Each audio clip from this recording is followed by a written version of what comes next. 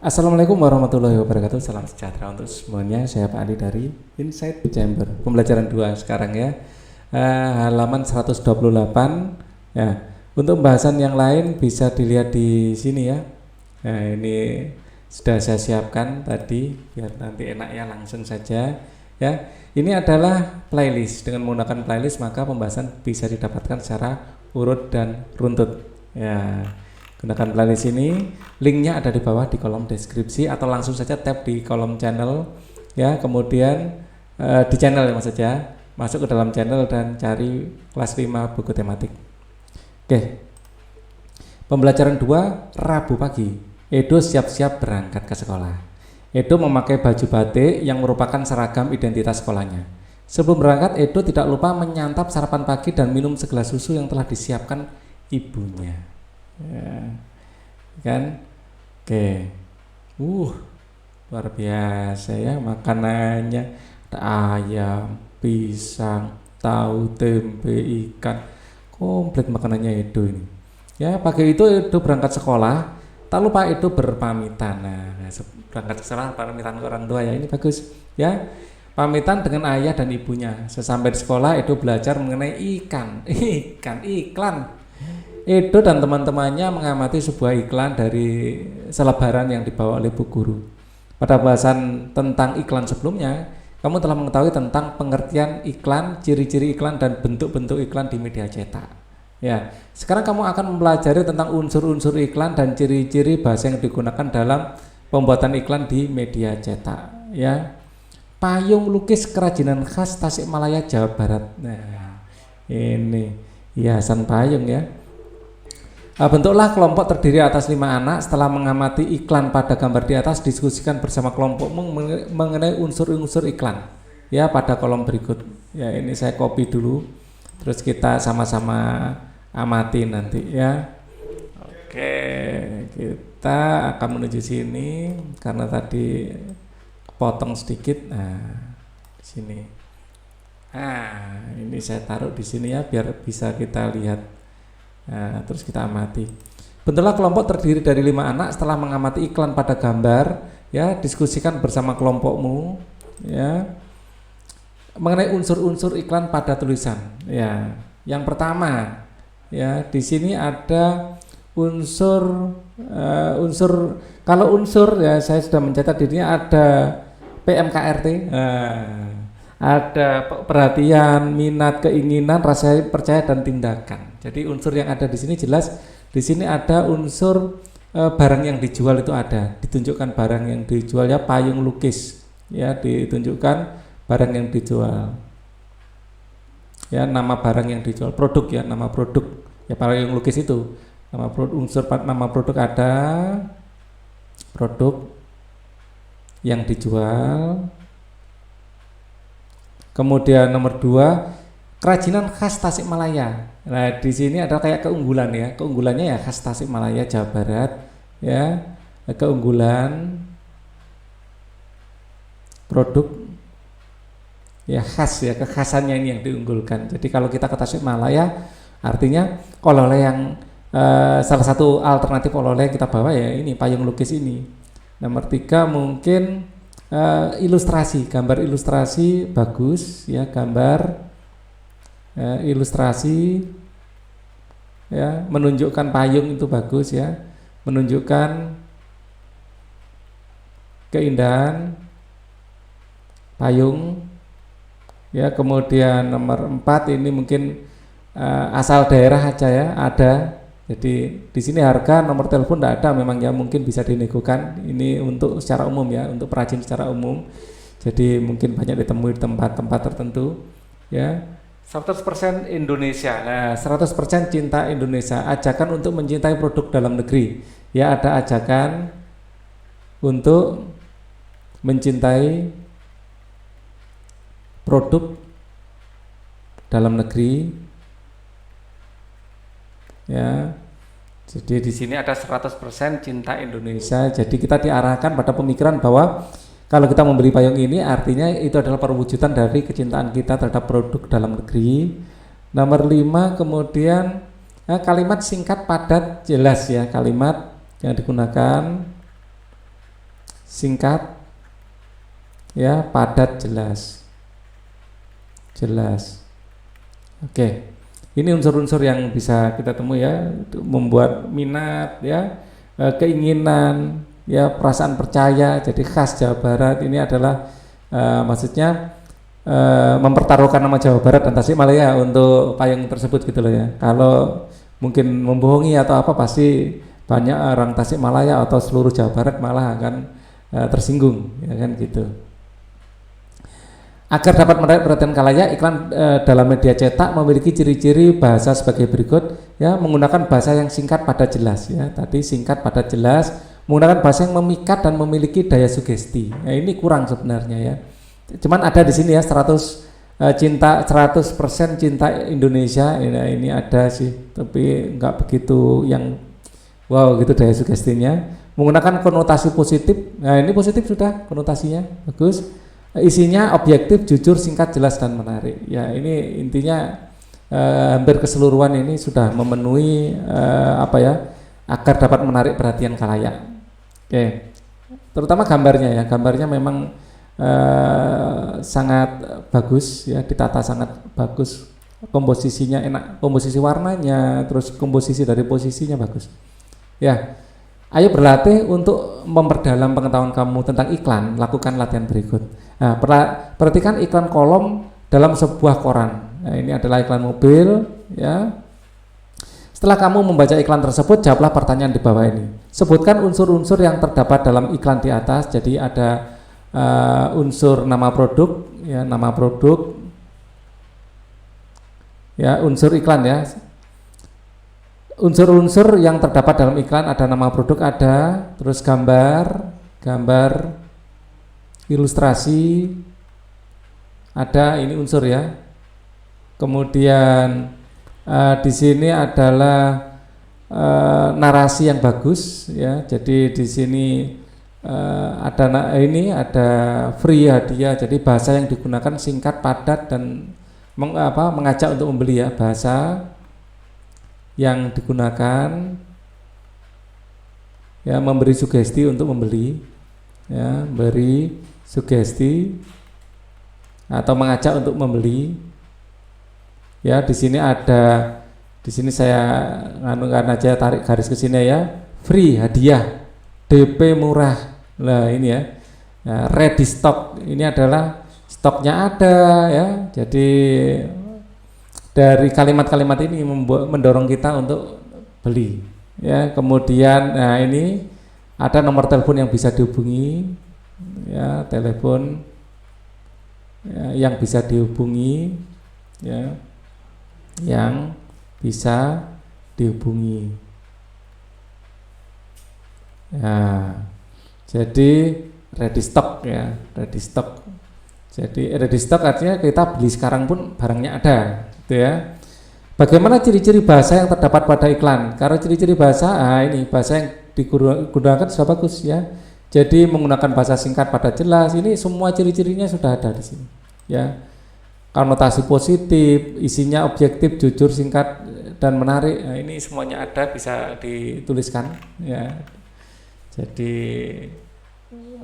kita bisa mengambil ini sebagai jawaban untuk nomor 2 ya.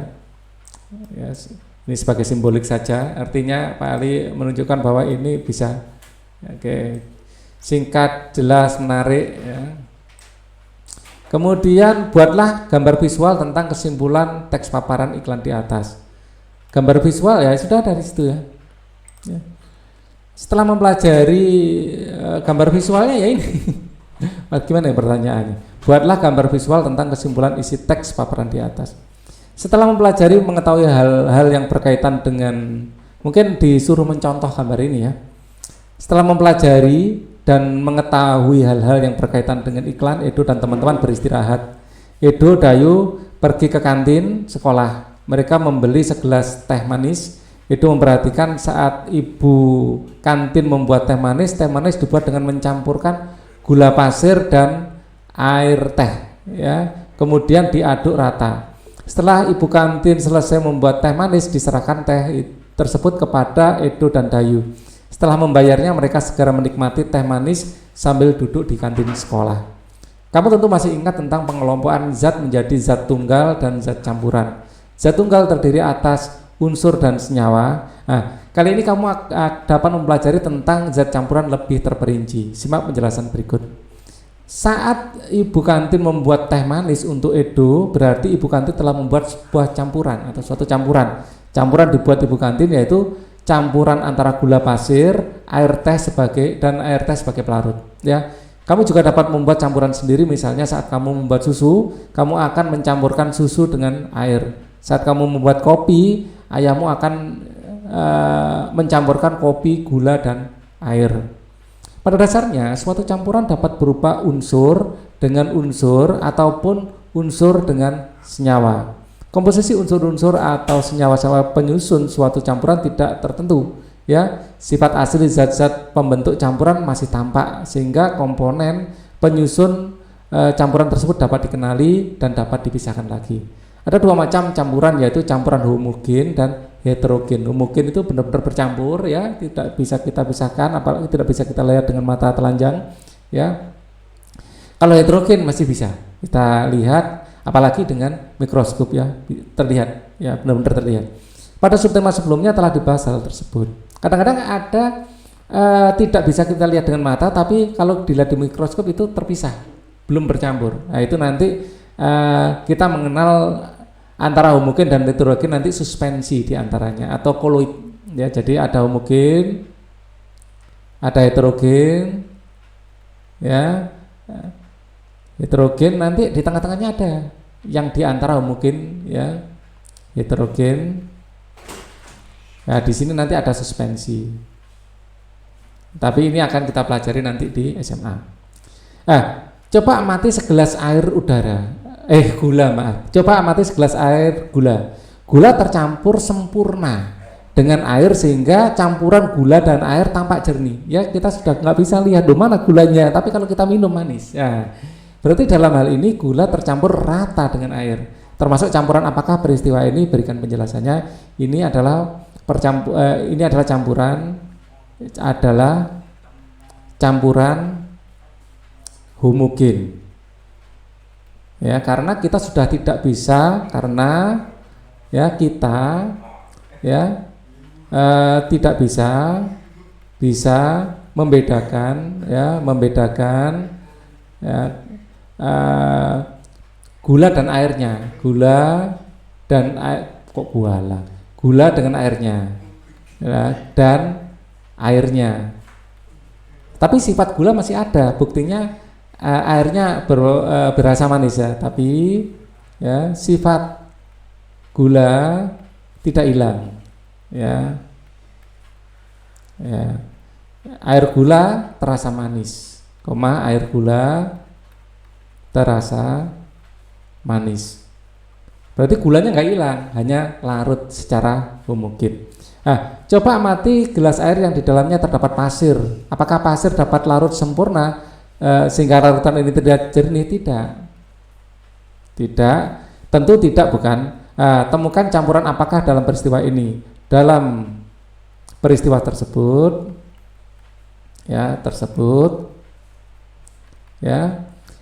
kedua zat tercampur secara heterogen. Kedua zat bercampur secara heterogen, ya, atau merupakan campuran heterogen, gitu, ya. Adalah kedua zat bercampur, ya, heterogen, gitu. Kedua zat bercampur menjadi, menjadi campuran heterogen, Ya, kita masih bisa melihat, masih bisa membedakan pasir dan airnya, kita masih bisa membedakan pasir dan airnya. Oke. Sekarang kamu telah memahami tentang campuran dan mengetahui contoh-contoh campuran. Cobalah untuk bereksperimen dengan membuat campuran seperti pada kegiatan berikut. Buatlah kelompok terdiri dari 5 orang, kemudian lakukan percobaan berikut. Percobaan ini menentukan jenis campuran beberapa benda. Berikut ini adalah hal-hal yang harus diperhatikan dalam membuat campuran. Pertama adalah alat dan bahan, kedua langkah percobaan, ketiga buatlah kesimpulan dari percobaan yang telah kalian lakukan dengan menentukan jenis campuran. Buatlah laporan hasil percobaan kalian. Edo dan Dayu sedang asyik mengobrol di kantin. Sambil minum teh manis, tiba-tiba terdengar bel berbunyi. Edo dan Dayu segera menuju ke kelas untuk mengikuti pembelajaran berikutnya. Pak Guru menunjukkan baju batik yang dikenalkan pada peserta didik. Pak Guru meminta peserta didik mengamati baju seragam batik yang sedang dikenakannya. Batik merupakan salah satu hasil karya seni rupa daerah. Apakah yang dimaksud dengan seni rupa daerah? Seni rupa khas daerah ya, tentu saja. Seni rupa daerah adalah cabang seni rupa. Seni rupa daerah memiliki suatu ciri khas latar belakang sejarah wilayah. Ya, ini ya, ciri khas sejarah latar belakang wilayah. Oleh karena itu, seni rupa daerah memiliki perbedaan dengan karya seni daerah lain. Karya seni rupa daerah dipengaruhi oleh corak seni tradisional. Corak seni tradisional terdiri atas karya seni rupa 2 dimensi dan karya seni rupa 3 dimensi. Karya seni 2 dimensi atau berupa karya tekstil, misalnya kain batik, kain tenun, kain songket. Karya seni rupa 3 dimensi contohnya adalah ukiran kayu, keramik, dan patung. Ini adalah batik motif awan dari Cirebon. Ya. Ini adalah gerabah ya dari Kasongan Yogyakarta ya, dan ini adalah ukiran kayu dari Jepara. Karya seni daerah bercorak tradisional biasanya menggunakan motif yang bersifat turun-temurun yang selalu sama dengan sebelumnya. Daerah masyarakat pesisir pantai biasanya akan lebih didominasi bentuk-bentuk seni rupa bermotif ikan, gelombang laut, karang, dan kapal. Sementara daerah masyarakat pegunungan akan didominasi bentuk-bentuk karya seni bermotif buah, pepohonan, bunga, dan hewan-hewan, juga gunung ya. Nah, di daerah mana kamu tinggal? Apa karya seni rupa yang ada di daerahmu? Jelaskan karya seni rupa tradisional di daerahmu dan uraikan dalam kolom berikut. Ya, Pak Ali tinggal di Surabaya. Ya, karya seni rupa yang ada di daerahmu. Ya, ada batik ya, bukan dari Surabaya sih, dari Madura ya, batik Madura. Ya, warnanya biasanya terang gitu kalau Madura sukanya. Ya, jelaskan karya seni rupa tradisional yang ada di daerahmu. Terus ada juga gerabah dari Madura, gerabah. Ya. Kalau Surabaya sih sebenarnya kota industri ya, jadi enggak banyak yang dieksplorasi dari sini. Batik Madura, gerabah, ya. Secara umum karya seni rupa di daerah memiliki ciri-ciri sebagai berikut, ya. Kalau di daerah bersifat kedaerahan. Nah, kabar buruknya kalau Surabaya ini kota industri. Jadi ciri kedaerahannya itu nggak begitu kenal, ya. Hampir semua penduduk dari berbagai macam daerah ada di sini. Ya, dipengaruhi oleh budaya latar belakang sejarah suatu wilayah, mengandung simbol-simbol yang bermakna. Ini ya, biasanya di kedaerahan itu seringkali digunakan untuk upacara adat agama atau kebutuhan sehari-hari, ya, dibuat dari bahan alam yang berasal dari lingkungan.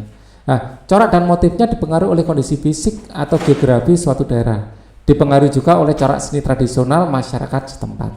Nah, fungsi utama dari seni daerah dibedakan menjadi fungsi individual dan fungsi sosial. Nah, fungsi individual adalah media untuk mengekspresikan jiwa, emosi, dan mencerminkan segala sesuatu, baik suka, duka, marah, atau selain itu karya seni juga sebagai media mengekspresikan cita-cita, pandangan hidup, watak, bentuk, corak bahan, juga teknik. Kalau fungsi sosial sebagai media pendidikan, media hiburan atau refreshing ya, media komunikasi, dan media keagamaan. Ya, berdasarkan jenisnya, seni rupa daerah dibagi menjadi 2, yaitu seni murni dan terapan. Kalau murni, ya, seni murni adalah seni rupa yang mengutamakan segi keindahan tanpa memperhatikan fungsi. Nah, contoh lukisan, patung. Kalau terapan, ya, seni rupa yang mengutamakan fungsi, ya, namun tetap memperhatikan segi keindahan. Contoh batik, ukiran, kayu, gerabah, dan lain-lain. Ayo berlatih. Kamu telah mengetahui tentang seni rupa daerah. Untuk lebih memahami tentang karya seni rupa daerah, coba untuk mengerjakan latihan berikut. Sebutkan berbagai jenis karya seni rupa daerah Indonesia yang kamu ketahui. Ya, seni rupa daerah di Indonesia kita yang paling, kalau seni rupa ya 2 dimensi itu ada batik, ya, ukiran, ya, terus kemudian ada juga 3 dimensi, ada patung, ya, terus gerabah, ya, ini gerabah dari Indonesia, dari Kasongan Yogyakarta, ada patung-patung, ya, dari ciri umum karya seni daerah. Kalau ciri umum karya seni daerah sudah ada di sini ya. Ciri umum karya seni daerah, ya, ini bersifat kedaerahan, ya. Jadi ini semua adalah merupakan jawaban ya. Kita tinggal menulis ulang, ya. Ini secara umum, ya. Ciri umum karya seni daerah, ya, kita tulis ulang saja yang ada di situ. Bersifat kedaerahan, dipengaruhi oleh budaya, latar belakang, sejarah suatu wilayah, mengandung simbol-simbol bermakna, seringkali digunakan untuk upacara adat, agama, atau kebutuhan sehari-hari, dibuat dari bahan alam yang berasal dari lingkungan, dan corak dan motifnya dipengaruhi oleh kondisi fisik atau geografis suatu daerah. Dipengaruhi juga oleh corak seni tradisional masyarakat setempat. Sebutkan 2 macam seni berdasarkan jenisnya. Di sini juga ada di sini, ya. Fungsi karya seni ini, jenisnya, fungsi sosial ini, kalau jenisnya berdasarkan jenisnya, fungsi seni ada seni murni dan terapan. Jadi ini adalah jawabannya. Jadi jawabannya persis ya. Jadi tidak perlu kita tulis ulang, ya. Ini 2 macam seni berdasarkan jenisnya, ada seni rupa murni, yaitu seni rupa murni adalah karya seni rupa yang mengutamakan segi keindahan tanpa memperhatikan fungsinya, seperti payung itu tadi ya, payung lukis ya, mungkin kalau kita pakai untuk hujan-hujan ya nggak bisa karena lukisannya akan luntur, tapi kan yang penting indah. Kalau seni terapan lebih pada mengutamakan fungsi ya, tapi tetap memperhatikan segi keindahannya ya, fungsinya yang diutamakan. 3 contoh seni rupa terapan yang ada di sekitar daerahmu ya. Seni rupa terapan di daerah saya ada misalnya kayak kendi ya, lebih pada fungsinya ya. Terus kemudian cobek ya. Ini seni rupa terapan ya. Jadi memang bentuknya dibuat indah, tapi ya piring ya. Ya, ini memang fungsinya yang diutamakan ya.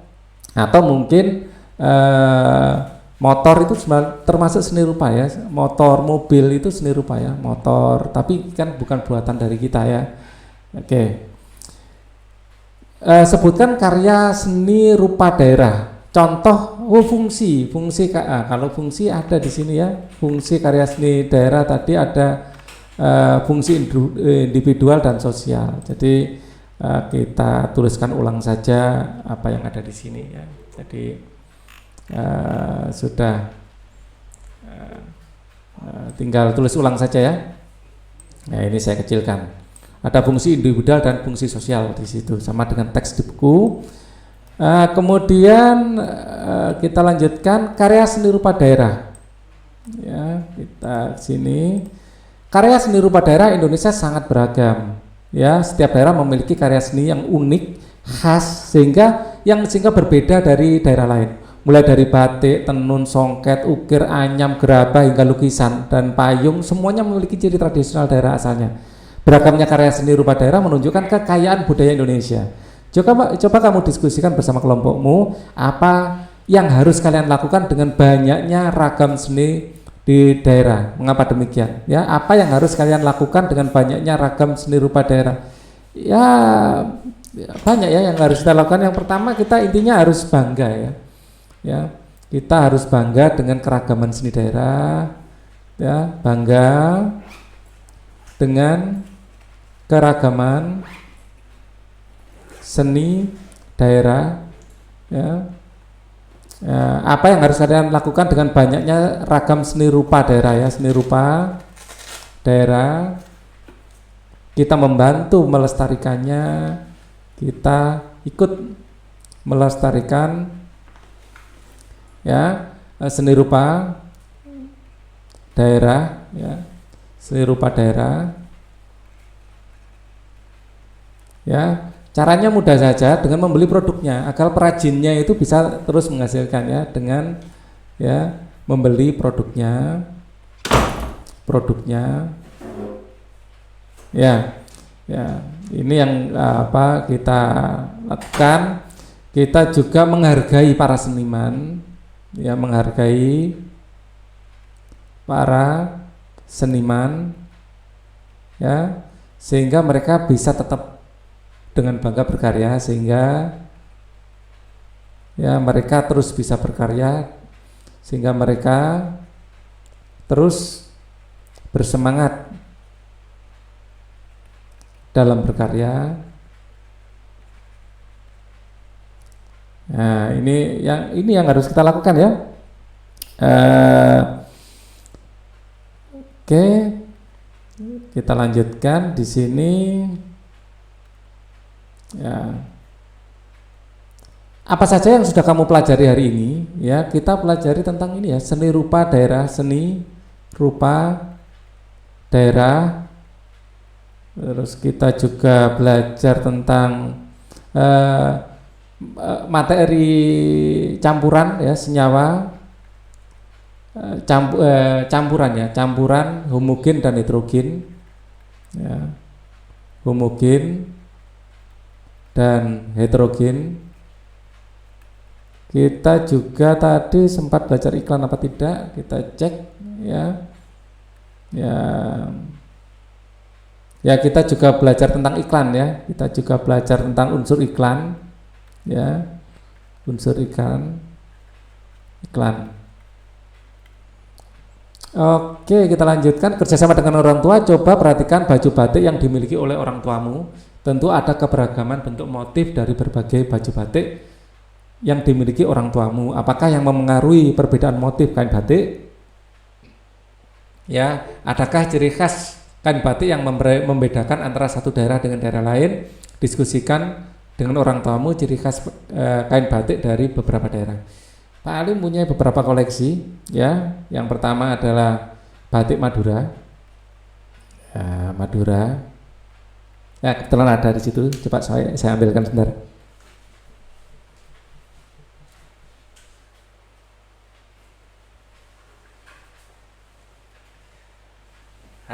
Ini adalah kain batik Madura ya. Kebetulan tergantung ya. Nah, ini adalah kain batik Madura. Warnanya warnanya cerah ya. Nah, batik Madura itu berwarna cerah ya, warna cerah. Terus ada juga batik ini ya, khas saya punya juga, itu batik dari mana tadi saya sempat browsing untuk memastikan ya, Cirebon, Megamendung ya, batik Cirebon, daerah Cirebon. Nah, ini adalah ciri kain batik adalah gambar Megamendung ya. Terus saya punya batik dari Pekalongan juga, ya, dengan ciri kalau Pekalongan ini coba kita lihat taruh di sini ya. Desain seperti Jawa Pesisir ya, desain seperti Jawa Pesisir itu dipengaruhi budaya kayak budaya Cina atau ukuran Cirebon gitu. Saya browsing di daerah lain juga ya, jadi kita ambil dari Google ya. Desain seperti utara Jawa di pesisir ya. Atau kalau di sini ada dipengaruhi budaya Cina dan ukiran Cirebon. Dipengaruhi budaya Cina dan ukiran Cirebon. Budaya dan ukiran Cirebon. Nah, ini terus ada batik yang dari Jogja. Pak Ali juga punya batik dari Jogja ya. Nah, ini gambar parang rusak. Jadi khas ya, parang rusak ya. Jadi bentuknya seperti gini, terus gini. terus bawahnya lagi. Ya, saya tanya pada penjualnya, ini parang rusak, tanya gitu. Yogyakarta. Terus ya itu yang Pak Ali miliki, ya tidak banyak batiknya memang. Batik ini dibeli untuk acara-acara khusus. Terus ada lagi batik mana gitu? Nah, saya lupa. Ya, coba untuk mengisi nomor 5 kita kasih ini aja ya. Kita lihat di Google aja ya. Di sini ada batik merah kuning hijau Cirebon Pekalongan. Batik Bali motifnya cenderung seperti modern luar negeri. Oke. Batik Bali ya. Bali ya, modern, ciri modern. Ya. Oke, kita akan pelajari pembelajaran 3 di video selanjutnya. Thank you for watching. Wassalamualaikum warahmatullahi wabarakatuh.